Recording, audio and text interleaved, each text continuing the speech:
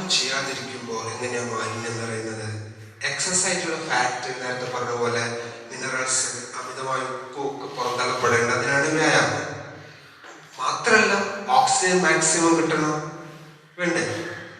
Carbon dye oxide, ആഹാരം ദഹിപ്പിക്കുന്നതിന്റെ ഭാഗമായിട്ടുള്ള carbon dye oxide maximum പുറത്തു പോകണം. 6% വേണ്ടു, ബാക്കിയെല്ലാം പുറത്തു പോകണം. ഇതിനൊക്കെ വ്യായാമം വേണം. വ്യായാമം കുറെ ഇതൊക്കെ എന്താവും ബോഡിയില് സ്ഥിതി ചെയ്യും. അത് എക്സസൈസ് മാറി നമുക്ക് അത് മാത്രം മതി രോഗകാരണത്തിന്. അപ്പൊ ശ്രദ്ധിക്കുക, വ്യായാമം ചെയ്യാതിരിക്കുമ്പോൾ ആഹാരത്തിലൂടെ എത്തുന്ന മാലിന്യങ്ങൾ പുറന്തള്ളപ്പെടാതിരിക്കുമ്പോഴാണ് കൂടുതൽ പ്രശ്നം വരുന്നത്. അപ്പൊ നമ്മൾ ആഹാരം കഴിക്കുന്നുണ്ടെങ്കിൽ എന്ത് ചെയ്യണം? വ്യായാമം ചെയ്യണം. നമ്മളിപ്പോ ആഹാരം കഴിക്കുന്നുണ്ട്, പക്ഷെ ആഹാരം കഴിക്കുന്നുണ്ടെങ്കിൽ ഇനിയിപ്പോ വ്യായാമം ചെയ്യാൻ സമയമില്ല എന്ന് പറയുന്ന ഒരു കാര്യം ചെയ്യാൻ ആഹാരം കഴിക്കണ്ട. അതിലൂടെയുള്ള സമയമില്ല, ആഹാരം കഴിക്കാണ്ടിരുന്നാൽ മതി. ഓക്കെ. ഇനി മൂന്നാമത്തെ വിശ്രമം. വിശ്രമത്തിലൂടെ നമ്മൾ പറഞ്ഞില്ലേ എങ്ങനെയാണ് ക്ലീൻസിങ് നടക്കണമെന്ന് പറഞ്ഞു. ഓക്കെ.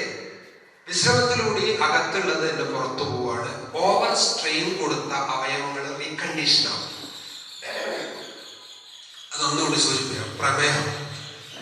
പ്രമേഹം വന്നാൽ മാറോ? എന്റെ ചോദ്യം. മാറോ?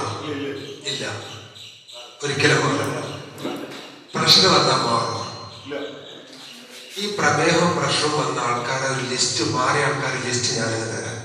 കൂടുതൽ ചോദ്യം ഉത്തരവൊന്നുമില്ല, ലിസ്റ്റ് അങ്ങോട്ട് തരാം. അവരെടുത്ത് പോയി കാണുക. ഇൻസുലിൻ വയ്ക്കുന്ന ആൾക്കാർ, മരുന്ന് കുടിക്കുന്ന ആൾക്കാർ. എന്താണ് പ്രമേഹം, എന്താണ് അതിന്റെ ചികിത്സ, ഞങ്ങൾ ചെയ്യുന്നത് എന്താണ്, നാച്ചുറൽ വേ എന്ത് ചെയ്യുന്നു, അത് പറഞ്ഞാൽ മനസ്സിലാവും.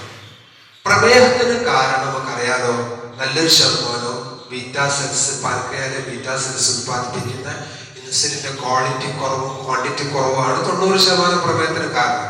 ചിലതൊക്കെ ലിവർ സംബന്ധമായ പ്രശ്നം കൊണ്ടൊക്കെ ഉണ്ടാവാറുണ്ട്. എന്നാൽ 90% കാരണം എന്താണ്? ഇൻസുലിൻ ഡിപ്പെൻഡിങ് ആണ്. അതിന്റെ ക്വാളിറ്റി കുറയാ, ക്വാണ്ടിറ്റി കുറയാ. പക്ഷെ ഇത് ക്വാണ്ടിറ്റിയോ കൂട്ടാൻ വേണ്ടി ഒരു മരുന്നില്ല, ഇന്ന് വരെ കണ്ടുപിടിച്ചിട്ടില്ല.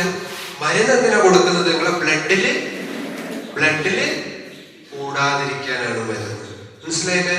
ബ്ലഡിലേക്ക് വരാതിരിക്കാൻ മരുന്നുണ്ടോ? ഇല്ല. സിമ്പിൾ ആയിട്ട് പറഞ്ഞു, ഇവിടെ ഒരു ടാപ്പ് ലീക്ക് ഉണ്ട്. ഈ ടാപ്പ് ലീക്ക് ഉണ്ട്, ഞാൻ ഒരാളോട് ഒന്ന് ക്ലീൻ ചെയ്യാൻ പറഞ്ഞാല് സ്വാഭാവികമായിട്ട് അയാൾ വന്നിട്ട് ആദ്യം എന്ത് ചെയ്യും? മേലെ അടയ്ക്കും, അല്ലേ? ശേഷം തുടയ്ക്കും. അടച്ചു പോയാലും കുറെ കഴിയുമ്പോൾ തുടങ്ങിക്കും, അല്ലേ? തുടച്ചിട്ടില്ല. ഇത് അടയ്ക്കാതെ തുടച്ചാലോ? തുടച്ചാൽ തീരുമോ? മരിക്കുന്നവരെ തുടയ്ക്കണം.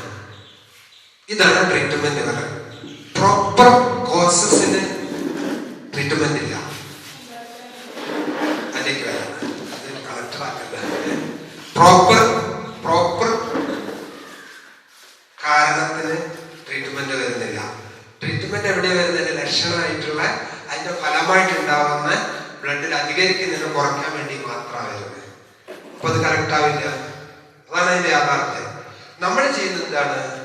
നമ്മൾ ഈ പാൻക്രിയാസ് അവയവത്തിന് വിശ്രമം കൊടുക്കുക ചെയ്യുന്നത്. നേരത്തെ പറഞ്ഞില്ല, ഉപവാസം കൊടുക്കുമ്പോൾ പാൻക്രിയാസ് കംപ്ലീറ്റ് റെസ്റ്റിലേക്ക് പോകും. പൂർണ്ണമായി റെസ്റ്റിലേക്ക് പോകും പാൻക്രിയാസ്. നമുക്കറിയാലോ, നമ്മുടെ അവയവം മുഴുവൻ നമ്മൾ തന്നെ ഉണ്ടായത് എന്തുകൊണ്ടാ? കോശങ്ങൾ കൊണ്ടല്ലേ. ഞാൻ ഇന്ന് നിങ്ങളെ കാണുന്നു, 5 കൊല്ലം കഴിഞ്ഞ് നിങ്ങളെ കാണുന്നു, തിരിച്ചറിയില്ല. എത്ര ആൾക്കാർ ഞാൻ പോഡ്കാസ്റ്റുകൾ വന്നാലും ചിലരെ തിരിച്ചറിയാൻ പറ്റിയിട്ടില്ല. കുറെ പറഞ്ഞവരാണ് കിട്ടി, എന്നാലും കിട്ടിയിട്ടുണ്ട് മൈൻഡില്. എത്ര വർഷം കഴിഞ്ഞാൽ നമ്മൾ കാണുന്ന, പക്ഷെ നമ്മൾ തിരിച്ചറിയുന്നില്ലേ. പക്ഷെ നമ്മൾ 5 വർഷം മുന്നുള്ള ഒരു സെല്ലുകൾ ഇപ്പൊ നമ്മുടെ ശരീരത്തിൽ ഇല്ല എന്നുള്ള യാഥാർത്ഥ്യം എത്ര പേർക്കറിയാം? ആലോചിച്ച് കംപ്ലീറ്റ് മാറ്റപ്പെട്ടുകൊണ്ടിരിക്കുകയാണ്. അപ്പൊ നമ്മൾ അവയവം മാറില്ലേ? മാറും. നമ്മുടെ ശീലം മാറുമ്പോൾ അവയവം ആരോഗ്യവത്തായി വരും.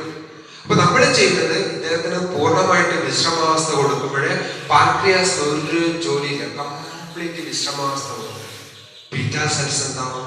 കൂടുതൽ ആക്റ്റീവ് ആവും. എന്ന് വെച്ച് നിങ്ങൾ വിചാരിക്കേണ്ട 10 പേര് വന്നാൽ 10 പേർക്ക് മാറുന്നു വിചാരിക്കേണ്ട. പക്ഷേ 10 പേര് വന്നാൽ 7